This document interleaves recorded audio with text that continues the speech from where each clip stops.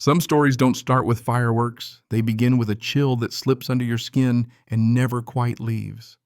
That's how it went for me, standing at my grandfather's funeral, just a guy holding a single white rose staring down at the ground where my family had worked the land for generations. The preacher's voice was barely louder than the October wind prayers drifting over the casket that hadn't even been lowered yet when a black Cadillac eased up the dirt road, glossy as a beetle tires, crunching right through our grief. That was the exact second everything changed.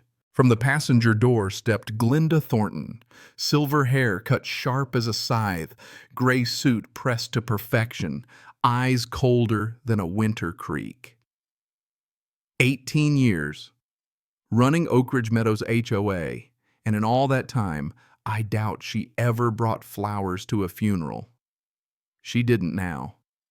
What she did bring was an appraiser, a man with a clipboard and a for sale sign so fresh the paint was probably still tacky. She walked right past 37 mourners, didn't pause, didn't nod, just headed for the gate my grandfather built with his bare hands the summer Nixon resigned.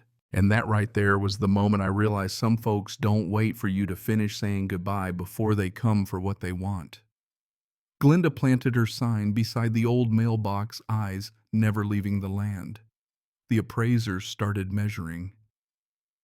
My chest went tight. This was no condolence call. This was a takeover dressed in pearls and paperwork. My name's Ethan Whitfield, 36 architect, and until that day I hadn't been back to the family farm in a dozen years.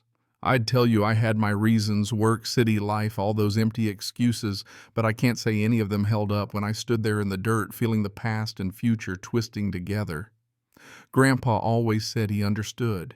Every Sunday call he'd say not to worry, but then 2 months ago his voice had sounded wrong, tired, scared. Told me Glinda kept bringing him tea and every time he drank it, hours went missing. I told him to see a doctor. I told him I'd visit. I didn't go soon enough. The closer I got to the gate, the clearer it all became. Glinda wasn't even pretending she supervised as her guy hammered that sign into our ground, then handed me a manila folder with a single sheet of paper inside. Claimed my grandfather had signed the whole place over for $1. No notary, no witnesses, just a shaky signature, a black-thumbed print, and a lie. The land was worth $15 million, and all she needed was for me to walk away quietly. I asked her straight, "What the hell do you think you're doing?" Her smile was the kind you see on folks who've never missed a meal. "I'm sorry for your loss, Ethan, but your grandfather signed a voluntary transfer. You have 21 days. My Uncle Raymond stood off to the side, silent eyes fixed on the gravel. He was the family firecracker, never backed down from a fight, but this time he just nodded, shoulders slumped, and drifted away. Back at the farmhouse, I went straight to the kitchen, mind spinning. That's where I saw the prescription bottle, amber glass, catching the afternoon light. Zolpidem, 10 milligulars, wrong name, wrong doctor. It clicked all at once. Grandpa's warnings about the tea, the missing hours, the voice on the phone trembling. I'd ignored it. Now with the bottle in my hand, everything made sense. Someone had been drugging him. I remembered the letter he sent. "If anything happens to me, check the camera system in the storage shed. I don't trust anyone who brings tea." I'd thought he was just getting old. Turns out he was the only one seeing clearly. Next morning, I was at the sheriff's office by sunrise. Laid out every piece, the sign, the fake contract, the pills. Sheriff Hancock barely glanced at it. "I've known Glinda for years. My wife's on the board. Sometimes old folks get confused. He told me he'd look into it, but the way he walked me out, hand heavy on my shoulder, it felt more like a warning than sympathy. By the time I got home, the HOA's letter was already in my mailbox: vacate or get sued for trespassing on my own land. That night I scrolled through HOA newsletters and online comments calling me a greedy outsider and ungrateful millennial. My phone lit up with strangers' opinions and neighbors' silence. But the worst sting came from family Raymond avoiding my calls, saying it was just better to let things be. But Grandpa had left me a breadcrumb trail. He'd seen this storm coming. I broke open the shed, found the old analog camera system cable still running, but the VCR was missing. Someone had come looking for evidence. All I found was a receipt Grandpa had bought a new VCR just 6 days before the supposed transfer. Whatever he'd tried to capture was gone. I went to the county clerk, Nancy's sharp-eyed patient, who confirmed no valid transfer had ever been recorded. No notary, no witnesses, all against the law.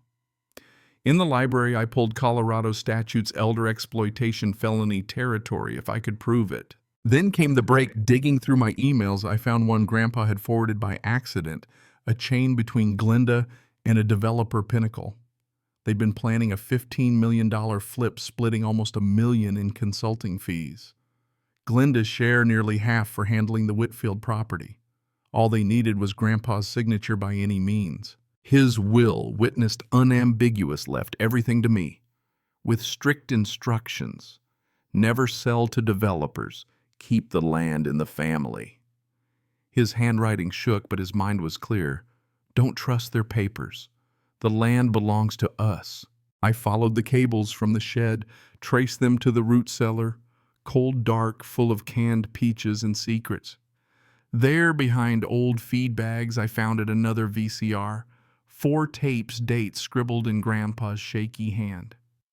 September 4th, 11th, 15th, and the 18th. The day she said he signed. That last tape was damning. Glenda coming in, pouring tea, slipping pills into the pot, her smile never slipping. As Grandpa's speech slowed, head drooped, hand guided across the page. Done. $15 million. That was easier than it should have been. Then she ransacked the house, took the shed's VCR, never guessing Grandpa had hidden the real evidence in the dark. Rachel Donovan, the attorney, didn't hesitate. This isn't just fraud. It's elder abuse. We're taking it to the DA. Marcus Webb, a forensics guy, made digital backups. Raymond, my uncle, finally cracked. He'd been offered $75,000 to keep me quiet, told me he didn't know about the drugs and he'd testify to make it right. Glenda tried one last time, called to buy me off. 200 grand, all my problems gone. I let her talk, Rachel recording everything. When that didn't work, Glenda tried to bribe Marcus to lose the tapes. He got it all on tape, her downfall sealed. The annual HOA meeting was packed, local news setting up cameras, neighbors crammed shoulder to shoulder. Glenda tried to control the room, but when I played the tape, her voice, her crime, she lost them all. She screamed about fake videos, claimed it was AI until Grandpa's friend Eugene stood and broke it down. Analog tape can't be faked. The room turned. Glenda made a break for it, straight into the DA's arms and a set of handcuffs. The trial was fast. Jury watched the tapes, saw the emails, heard the doctors. Guilty on every count. 12 years for Glenda. Others on the board got time too. The HOA dissolved. Pinnacle paid out fines. The sheriff lost his badge. I stayed. Burned the for sale sign, carved a new one. Whitfield Family Farm, not for sale, never will be. Sometimes I sit at Grandpa's grave, coffee in hand, listening to the wind in the wheat, and thinking about everything we almost lost. Folks talk about justice, about karma, about right and wrong, like they're simple things. But justice, real justice, comes when someone stands up, follows the trail, and refuses to let the truth get buried. Some things can't be stolen. Some legacies fight back. So here's what I wonder. When power, money, and lies come knocking at your own door, what's it going to take for you to fight? Ever seen an HOA cross the line, or had someone try to steal what's yours? Leave a comment, share your story, because this fight isn't over, and the next Glenda's already looking for the next family to bury.